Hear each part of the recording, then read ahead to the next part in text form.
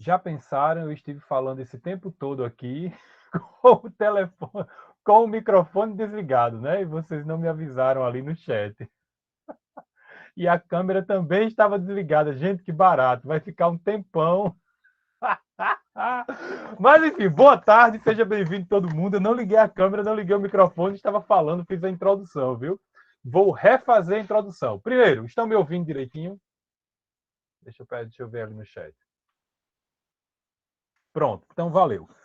Agora eu vou ser mais pontual, já que eu estou repetindo. Primeira coisa, parabéns às 4, 5 meninas que me procuraram e tivemos um encontro para eu já olhar a produção inicial de 2 delas e as demais puderam ver ali, ter ali orientação sobre como fazer a proposta de produção textual e já viram um exemplo de 2 colegas, né, com seus acertos e com as suas imperfeições, tá? Então, parabéns e que vocês imitem essa postura. Segunda coisa que eu disse, sem estar gravando nem filmando, né? Sem estar com o microfone e sem estar com a câmera. Imitem esse comportamento, tá? Se organizem. Eu organizei a minha atuação profissional para esse semestre no IFRN, além de dar as disciplinas regulares e 2 cursos FIC, que já vai ter o edital lançado, e que vocês procurem aí fazer, que vai ajudar vocês muito agora para o segundo ano e para o terceiro também, e para a vida como um todo, como estudante. São 2 cursos na área de leitura, de gramática, enfim. Eu deixei muito tempo reservado para atender vocês. Então, se organizem em grupos, 3, 4, 5 pessoas, vão para um lugar que vocês possam usar o microfone para nós dialogarmos, para vocês terem remotamente aquilo que em sala de aula vocês também teriam, que é eu convidar vocês a vir até a mesa em que eu trabalho lá em sala de aula, para eu analisar o texto, para eu orientar a produção textual, para eu dialogar por que você deu aquela solução para análise gramatical e reorientar para você conseguir, digamos assim, compreender, assimilar, colocar na cabeça o modelo gramatical, certo? Da chamada gramática normativa, ou gramática tradicional, como queiram chamar, que é o que nós estamos estudando aqui, além de leitura literária. E agora, a última coisa que eu ia dizer antes de testar se a câmera estava ligada, o microfone, descobri que não estavam, é o seguinte: quem é você nisso que eu vou dizer agora? Você pode ser nenhuma das 2 pessoas, mas você pode se enquadrar em uma dessas 2 pessoas que eu vou descrever agora. Aquela pessoa que já escreve de modo criativo, que já sabe produzir texto e que, obviamente, precisa se aperfeiçoar, porque a gente eternamente está em busca de aprender a escrever melhor, tá? E busca ajuda, embora para fins, digamos assim, de passar, de tirar a média, ela não precisasse, ela já alcançaria, só fazendo a tarefa que eu oriento, ela já conseguiria. Essa pessoa normalmente é a que mais busca, porque ela quer o 10. Ela quer fazer o texto o melhor possível, quer atender a todos os comandos, quer atender aquilo que é a expectativa para uma pessoa que esteja no ensino médio como vocês. Ela busca ajuda para se aperfeiçoar. E tem um outro grande grupo, você pode não estar em nenhum dos dois, tá? E tem um grande grupo que é aquela pessoa que tem uma escrita e uma compreensão que está aquém, que não é a desejável para uma pessoa do ensino médio, que ainda escreve de uma maneira que é muito marcada pela forma de falar, que não sabe, digamos assim, convenções básicas da escrita. Ela escreve um texto, sabe escrever, ela compreende razoavelmente, mas ela precisa se desenvolver um pouco mais para ela poder estar à altura de alguém do ensino médio, de uma escola federal.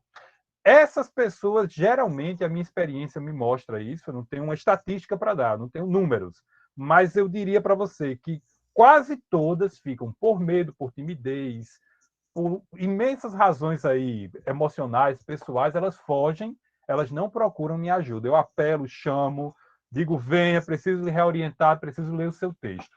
Então, se você é essa pessoa que já escreve razoavelmente bem, que quer se desenvolver e busca ajuda, continue assim. E, por favor, eu peço, tente influenciar outras pessoas, tá?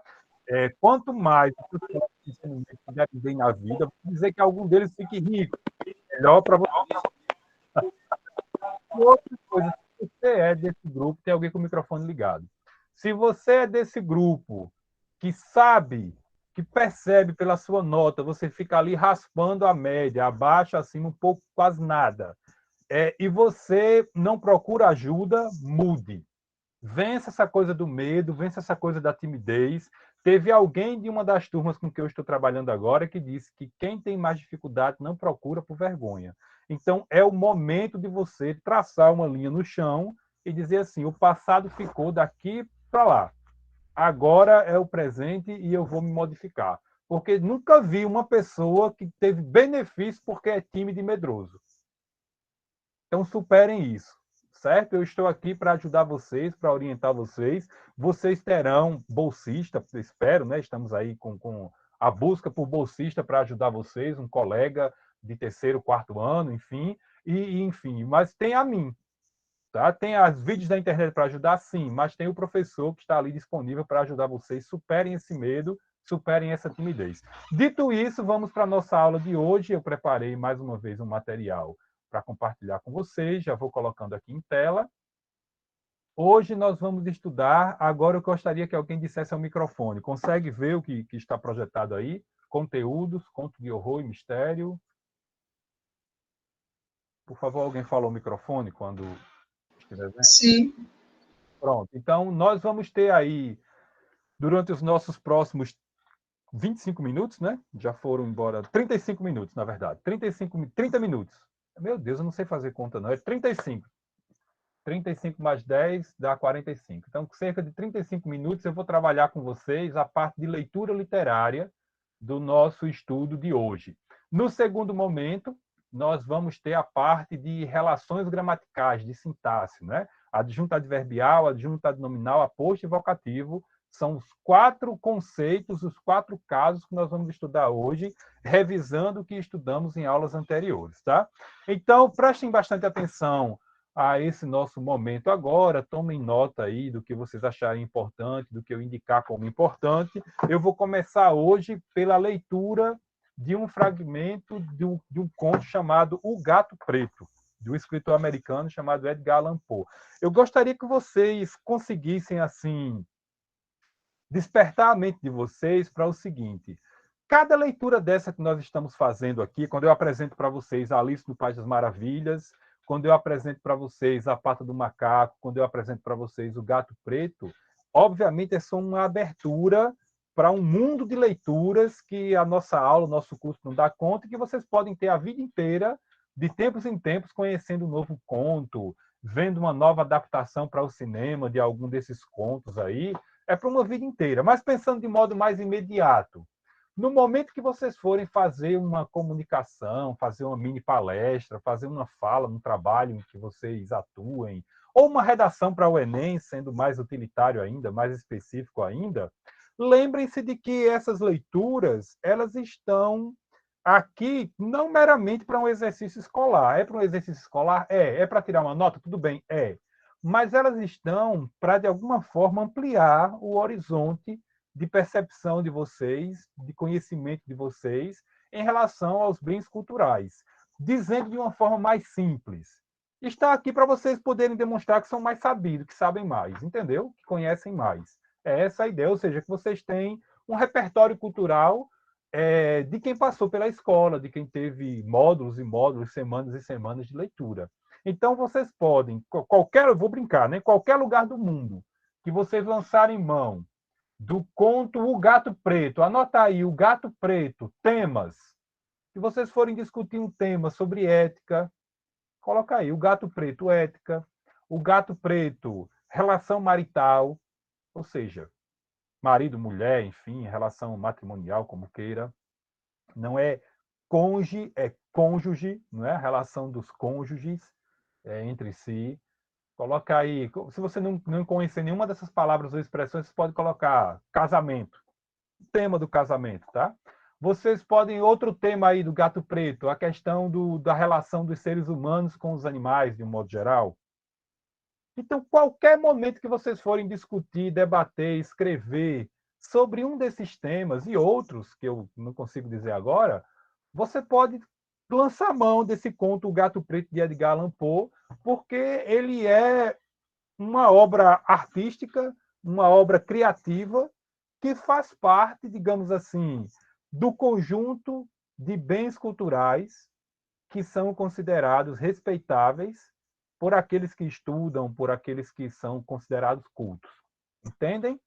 Beleza? Com todo respeito a outras manifestações culturais, como bandas que cantam para multidões e tal, que fazem o carnaval, eles têm lá o seu lugar e o seu valor, que é um lugar, um valor diferente do que é atribuído a um conto como esse de Edgar Allan Poe. Certo? Então, o que eu quero dizer para vocês é que essa aula ela não termina nela mesma, ela pode se estender para várias situações da vida de vocês. Então, o que eu gostaria que vocês aprendessem a respeito de um conto? Está aqui em cima, olha. Isso aqui é para vocês copiar, para quem não copiou ainda.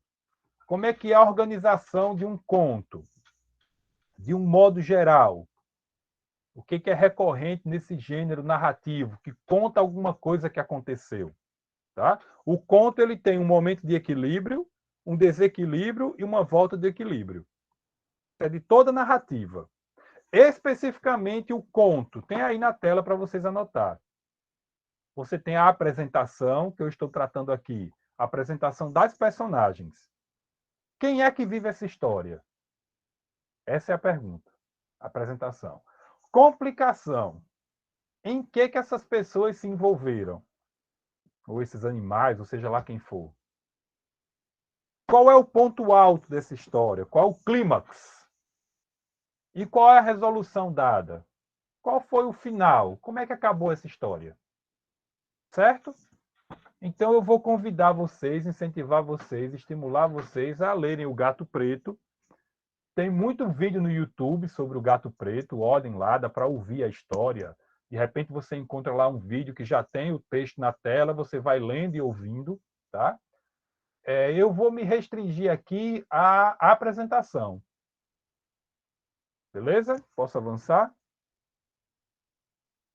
Apresentação.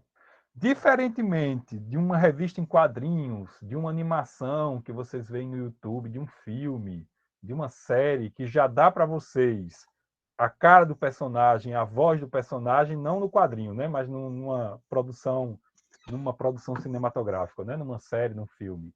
Já dá a voz, né, do personagem e tal. A narrativa escrita, ela vai permitir a você e ao mesmo tempo exigir, veja, permite e exige, né? Que você crie para você poder usufruir da história, para você ter o prazer ali enfim, de vivenciar a compreensão do texto. Então vamos aqui, tá? A compreensão prazerosa do texto, né? Então está aí, O Gato Preto é um conto de 1843 desse escritor Edgar Allan Poe. Para a muito estranha, tá? Para a muito estranha, embora muito familiar narrativa que estou a escrever, não espero nem solicito crédito. Aqui ele termina o primeiro parágrafo, ou o primeiro período, né? Então veja que esse bloco que vocês estão lendo, entre esse espaço vazio da abertura inicial aqui do parágrafo e o final, vocês têm uma unidade textual, o parágrafo. Nessa unidade, nesse parágrafo 1, para vocês anotarem aí, o gato preto, né? Do gato preto, quem nos conta a história está, digamos assim, dialogando com o leitor diretamente, dizendo assim: olha, essa história é uma história que nem eu acredito muito, que eu tenho aqui minhas dúvidas, mas vou contá-la, certo? Para muito estranho, embora muito familiar a narrativa que estou a escrever, não espero nem solicito crédito.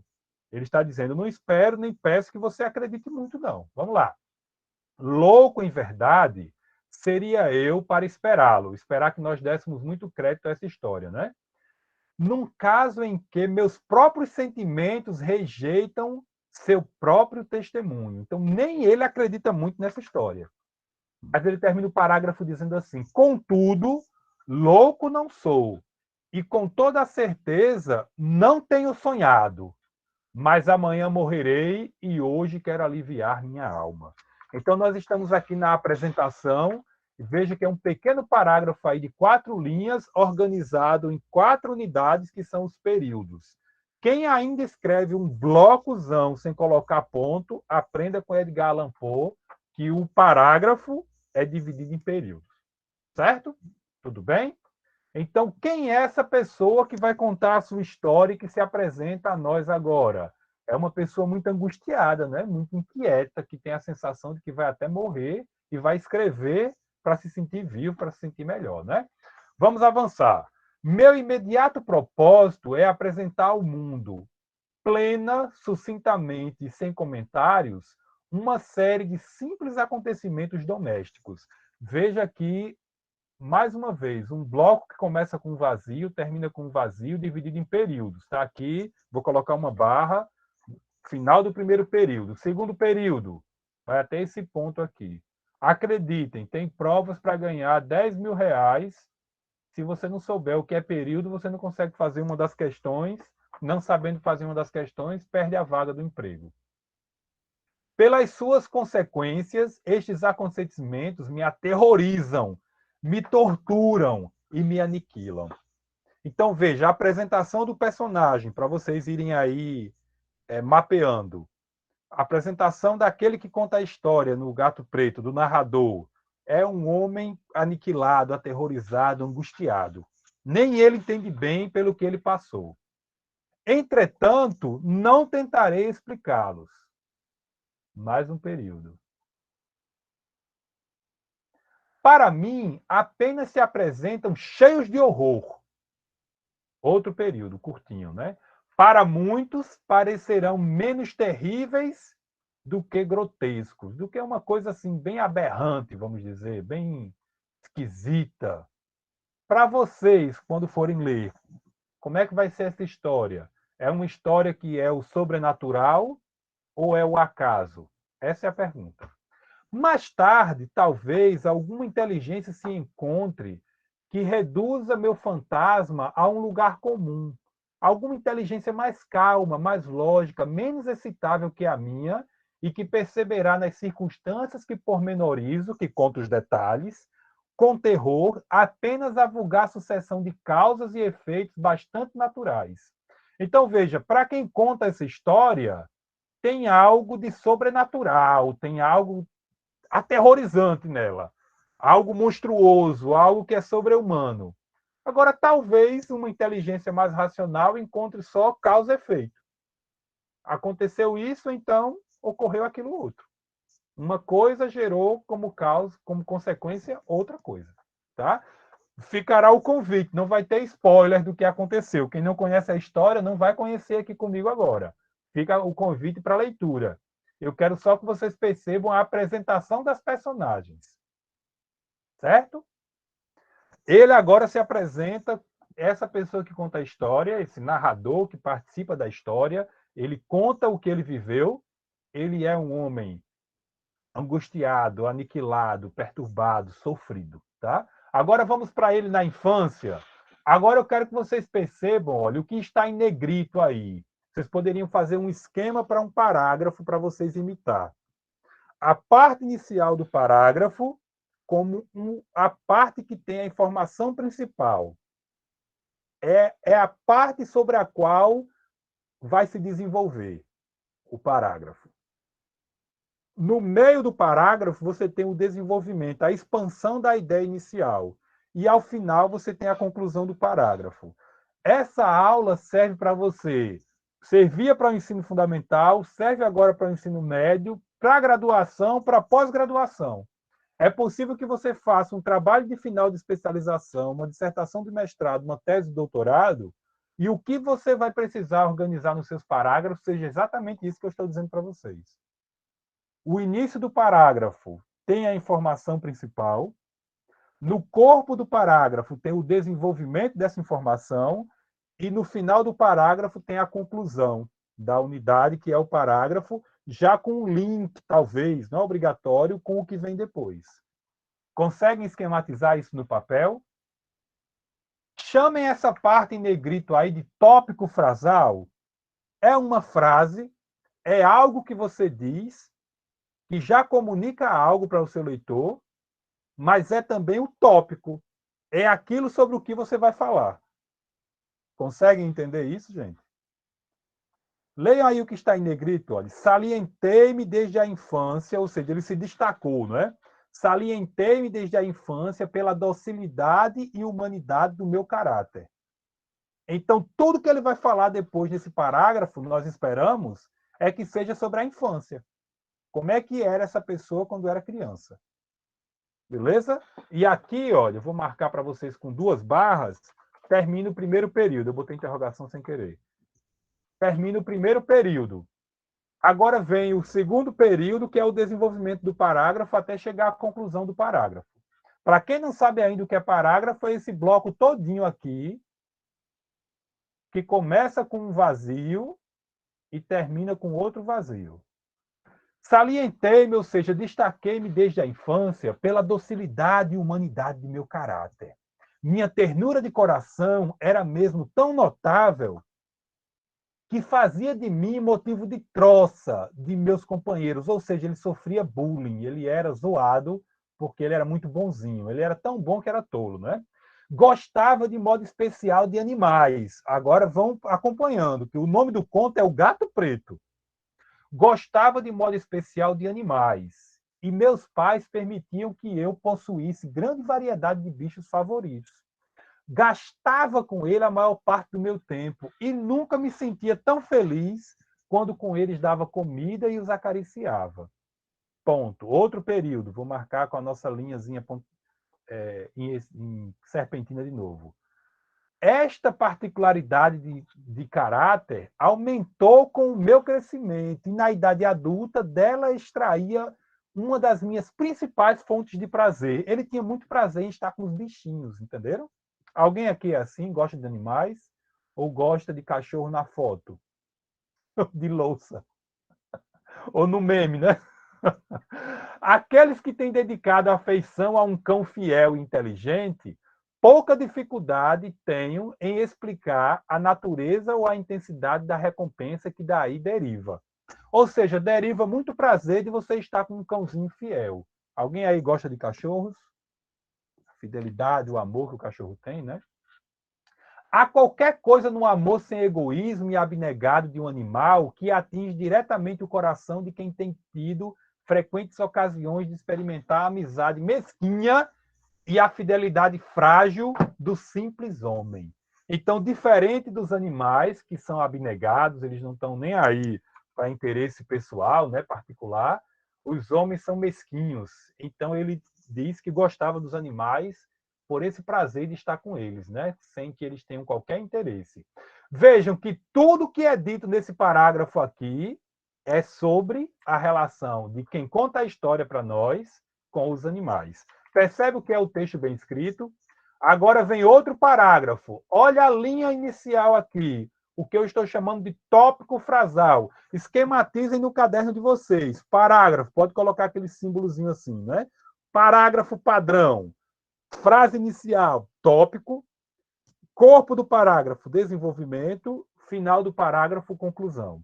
O narrador começa naquele parágrafo dizendo que quando criança gostava de cachorro ou de animais, continua dizendo que cresceu gostando e finalmente ele conclui dizendo porque que acha tão bom estar com os animais, porque os animais são abnegados, não são mesquinhos como os seres humanos.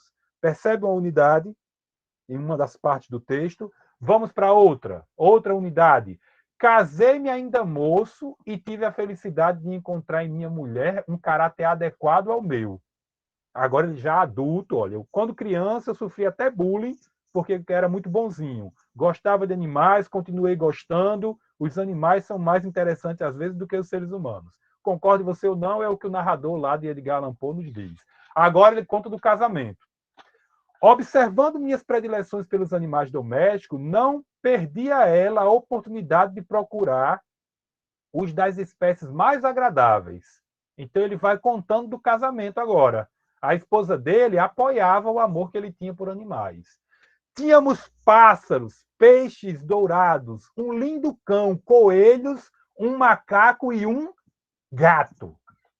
Olha lá, o gato preto é o nome do conto.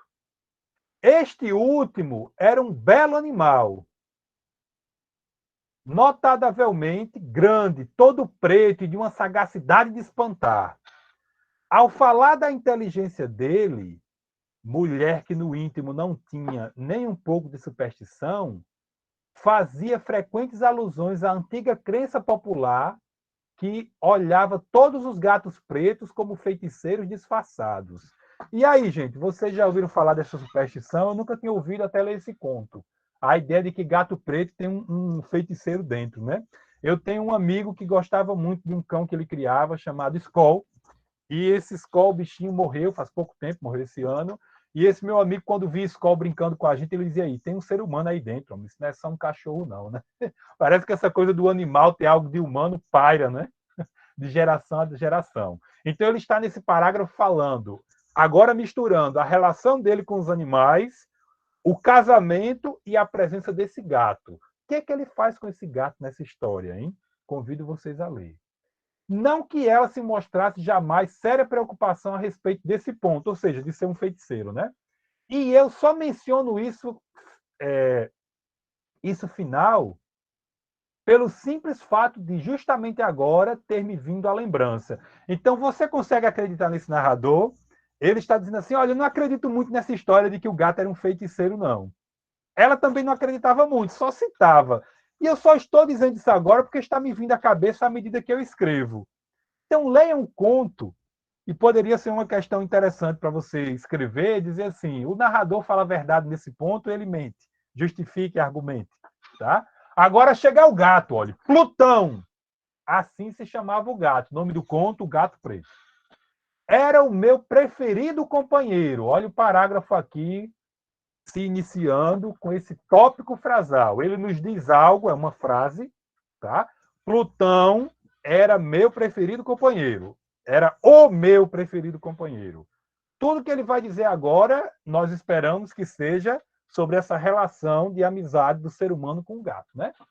Só eu lhe dava de comer e ele me acompanhava por toda parte da casa, por onde eu andasse. Conhecem pessoas que dizem: esse gato não sai de perto de mim, ele gosta muito de mim. Minha tia, que agora adora gato, já teve na casa dela mais de 20, agora só tem 2. Ela adora dizer que o gato dela não sai de perto dela, e é um gato preto. Viu? Era mesmo com dificuldade que eu conseguia impedi-lo de acompanhar-me pelas ruas. O gato queria estar com ele o tempo todo, né? Até na rua. Nossa amizade durou, desta maneira, muitos anos, no quais meu temperamento geral e meu caráter, graças à diabólica esperança, tinham sofrido coro de confessá-lo, ou seja, fica vermelho ao confessar, radical alteração para pior. Então, enquanto ele foi uma pessoa melhor, ele estava com um gato e uma amizade. Depois ele mudou para pior e está confessando aí seu pecado, né? Tornava-me dia a dia mais taciturno. Leiam assim, mais para dentro dele mesmo, mais calado, mais recolhido, mais taciturno, mais irritável, mais descuidadoso dos sentimentos alheios. Ele foi se tornando mais egoísta, né? Pensando mais nele mesmo, nem aí para o que os outros sentiam. Permiti-me mesmo usar uma linguagem brutal para com minha mulher.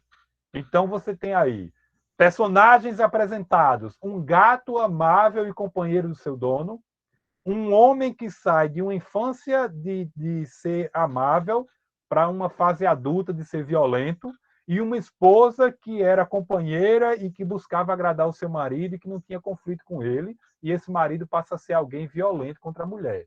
Permiti-me mesmo usar de uma linguagem brutal com a minha mulher. Por fim, cheguei mesmo a usar de violência corporal. Meus bichos, sem dúvida, tiveram que sofrer essa mudança de meu caráter. Não somente descuidei-me deles, como os maltratava. Ele termina o parágrafo dizendo isso, e eu termino essa leitura convidando vocês a ler O Gato Preto e saber o que esse narrador faz com esse gato que era tão amável em relação a ele. Para ajudar vocês a entender melhor ou entender mais facilmente o Gato Preto, eu trouxe um texto que traz umas notas sobre o horror em literatura, mais associado, neste caso, ao horror em relação a contos, tá? Então, coloca aí, olha, horror, Daniela e Cristina, certo? Para vocês irem tomando nota. Como é que é o horror em literatura? Nesses 2 parágrafozinhos minúsculos iniciais aqui, ela nos traz uma nota histórica, certo? Vocês podem anotar aí, olha, o gênero horror, ele tem início aqui nos séculos 18 e 19, certo? Um autor muito importante é o norte-americano H.P. Lovecraft. Estou lendo com o meu inglês potiguar. Esse é um autor muito importante que consolida o gênero conto de horror. Tá? Agora, um autor que é fundador, vamos dizer assim, é Edgar Allan Poe. Certo? Anotem isso aqui, olhe. O Edgar Allan Poe, ele penetra o horror que habita o pensamento humano. Edgar Allan Poe, horror, pensamento humano. Então, vamos dizer assim, o que faz o conto de horror é tocar naquilo que está já no nosso coração. Tem uma frase que é assim: aquilo que no outro me afeta é meu. Ou seja, quando você fica chateado, nervoso, medroso, aterrorizado em relação a alguma coisa, não é necessariamente ou só, digamos assim, pelo que está na coisa, mas é pelo que há no eu, é pelo que há em você. Certo? Nós estamos estudando, na parte de gramática, uma relação sujeito-predicado. O sujeito, aquilo sobre o que eu falo. O predicado, aquilo que eu digo sobre o sujeito. Então, em um texto cujo título é horror, e que começa dizendo o gênero horror, como aqui o sujeito, o que eu espero? Que na maior parte dos parágrafos, a maior parte dos períodos, pelo menos, vou dizer de novo, que na maior parte dos parágrafos, 1, 2, 3, 4, 5, 6, 7 parágrafos, a maior parte dos períodos tragam como sujeito essa ideia de o gênero de horror, o conto de horror, o romance de horror, a história aterrorizadora. E o que vai mais me importar são os predicados. É aquilo que é dito sobre esse sujeito que mais me interessa. Então, no primeiro parágrafo, o que nos interessa perceber é que foi nos séculos 17 e 19 que nasceu esse gênero e se consolidou. Certo? Que dois autores são importantes sobre esse gênero: Lovecraft e Edgar Allan Poe, segundo esse texto que nós estamos lendo. Aí, continuando, olha, o horror literário traz à tona um universo de superstição. Então, o que é importante pescar, que é novo aqui nesse texto, é só superstição. Veja que nos textos que nós lemos, no trecho de Edgar Allan Poe que nós lemos, tem a superstição de que todo gato preto teria um feiticeiro escondido dentro, né? Alguém que faz coisas sobrenaturais. Então, marca isso aí, olha. Literatura de horror ou conto de horror, superstição humana, sentimentos, pensamentos dos seres humanos. Certo? Segundo o nosso texto, isso tem uma fonte no contexto do medievo, e esse medievo era povoado por demônios, bruxas, lobisomens, vampiros e uma infinidade de seres horripilantes. Naquela época ter isso, eu não sei se é de se admirar ou se não é. O que é estranho é ainda hoje nós termos uma formação de mentalidades, de formas de pensar, que são pautadas numa visão de que tudo ou é Deus ou é o diabo. Digo isso sem negar a fé, sem negar a religiosidade, sem negar aquilo que cada um creia, sinta ou queira acreditar. Acredito que é estranho, digamos assim, que é uma coisa para se parar e pensar e refletir e avaliar, é se realmente é plausível, no nosso tempo, atribuirmos tudo a um inimigo que quer nos destruir e a um ser que quer nos salvar e que às vezes não está nem aí para a gente, e o outro que às vezes quer nos conquistar só para nos destruir. Esse é que é o estranho. Mas o conto de horror trabalha com esses seres aí, né? Com demônios, bruxas, feiticeiros, tá? Um universo demoníaco e amedrontador é criado pela literatura, porque a base principal da narrativa de horror é o terror. Ou seja, marca isso, olha, o medo e o pânico que precisam ser provocados no leitor. Isso é que é o substancial desse trechinho aí. Conto de horror, ele quer gerar pânico. Ao lerem aí o Gato Preto, tentem verificar de que forma o texto quer fazer isso. Certo? A ideia é que, por meio da alteridade, ou seja, da sua ação por você mesmo, a leitura seja desencadeadora de associações que causam pavor. Então, você pode ler ou não o texto, você pode reagir de formas diferentes. Isso é alteridade. É o sujeito ter alguma autonomia. Acontece que a literatura de horror, ela articula de tal forma os acontecimentos, vês o narrador querendo nos seduzir. Ele diz assim, olha, nem eu acredito muito nessa história como uma coisa sobrenatural. Minha esposa menciona que tem aí um feiticeiro dentro do gato, mas nem ela acredita muito nisso. O texto de Edgar Allan Poe deixa por nossa conta. Se nós ficarmos em pânico, acreditando que o gato fez uma trapaça contra o seu dono, porque o seu dono fez algo contra ele, isso é nossa alteridade, é nós por nós mesmos, percebem? É esse o lance que eu estou tentando fazer vocês entenderem que esse texto aí nos ensina. Beleza? A alteridade. Por meio da alteridade, a leitura desencadeia associações que causam pavor. Então você pode, ao ler o Gato Preto, dizer: esse gato era um bruxo, esse gato era do mal e se vingou desse cara.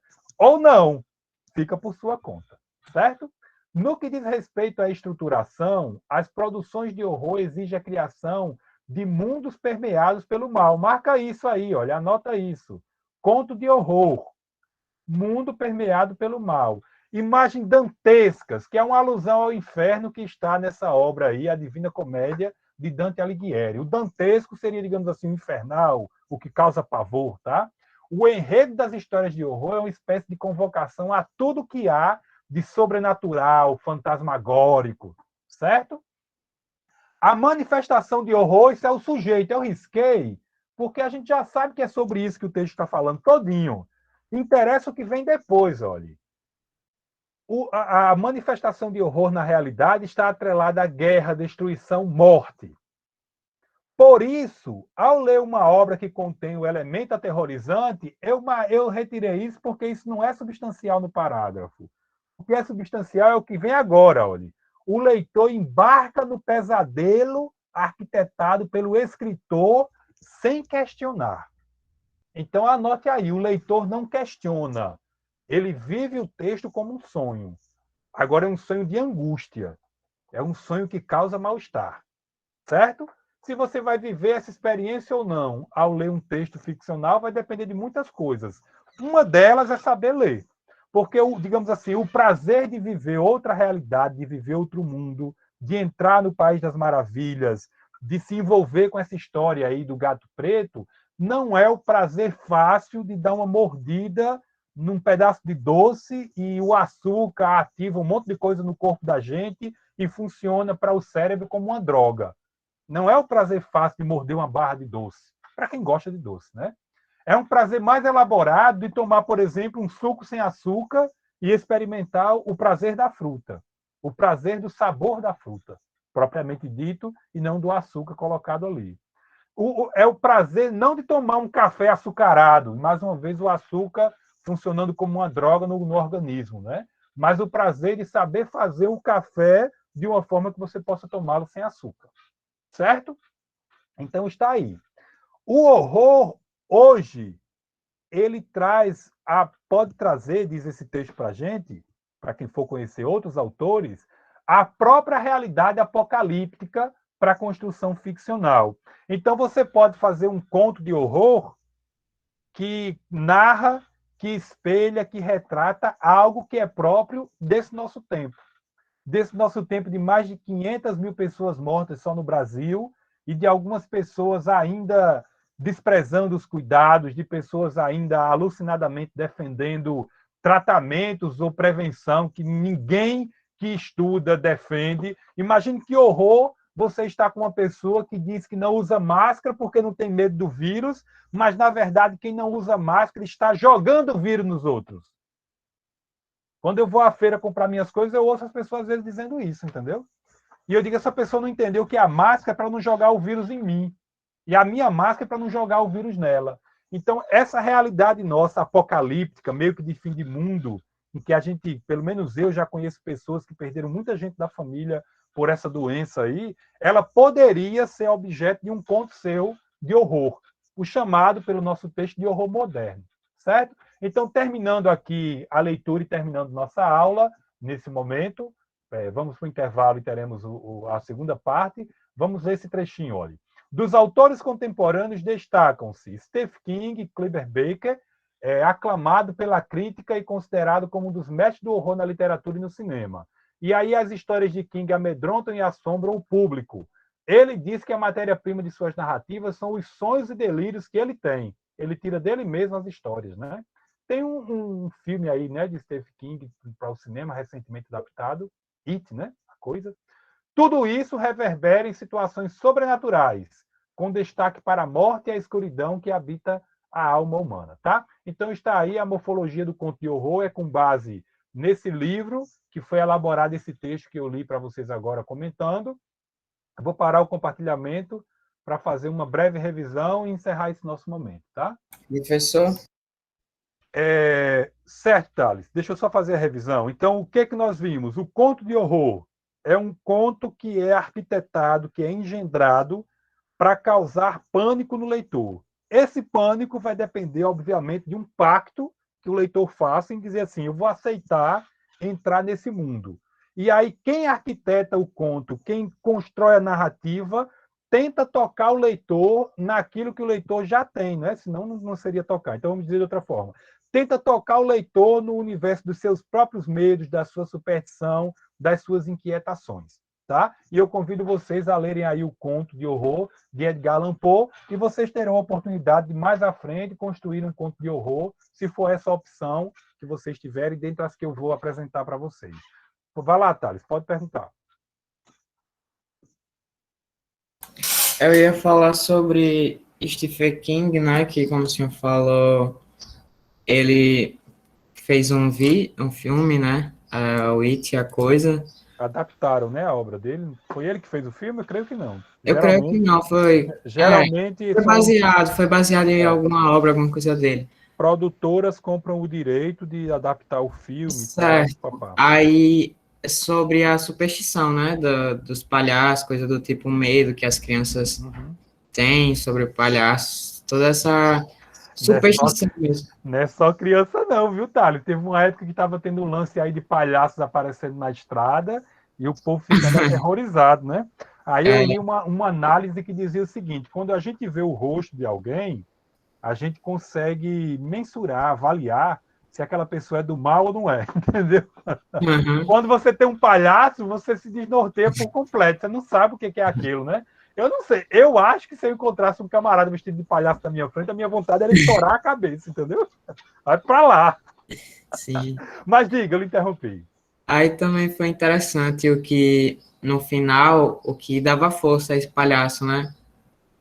Essa maldade, ali cometer esses assassinatos, ele ter força, né? Para isso, era basicamente a força que as pessoas davam para ele, né? Que faziam ele mais forte. Tipo, o medo que elas sentiam a partir do primeiro assassinato, coisa do tipo. Entendi. Aí, a partir do momento que eles começam a menosprezar essa força dele, aí ele começa a basicamente sumir, sabe? Ficar mais fraco, coisa do tipo, eles conseguirem matar esse palhaço. Excelente participação, ou seja, você sacou que o conto, o texto escrito, vamos dizer assim, ele tenta tocar o ser humano e puxar do ser humano os seus medos para poder o texto ganhar vida. Exatamente. E no filme, o personagem assassino, enfim, ele se alimenta do próprio mal-estar do ser humano. Demonstra Agora, isso. E Thales, se a fica gente parecendo, fosse. sabe o quê, professor? Fica Hã? parecendo como se fosse. Fica parecendo como se fosse você que tivesse é, construído ele, sabe? Contribui para a força dele. Interessante. É, Eu gostei aí, me ajudou a compreender melhor ainda essa parada. Então, Thales, de certa forma, tem algo a ver com isso, né? Quando alguém, por algum motivo, percebe a nossa fragilidade, esse alguém cresce, né? Isso fica exatamente. uma lição aí para a nossa vida como um todo, né?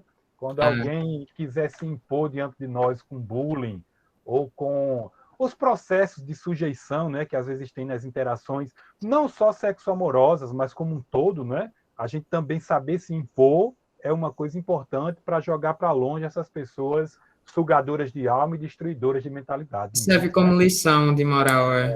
Gostei aí, foi muito legal. Gente, mais alguém gostaria de comentar e participar? Quando vierem os palhaços ou as palhaças querer sugar a alma de vocês, não alimentem não, viu? Joguem no lixo. Pronto, então vou interromper nossa gravação. Valeu, fiz a revisão, gostei demais aí, me ajudou muito o comentário de Thales. Vamos para o intervalo, na volta, chamada e a parte de gramática. Valeu.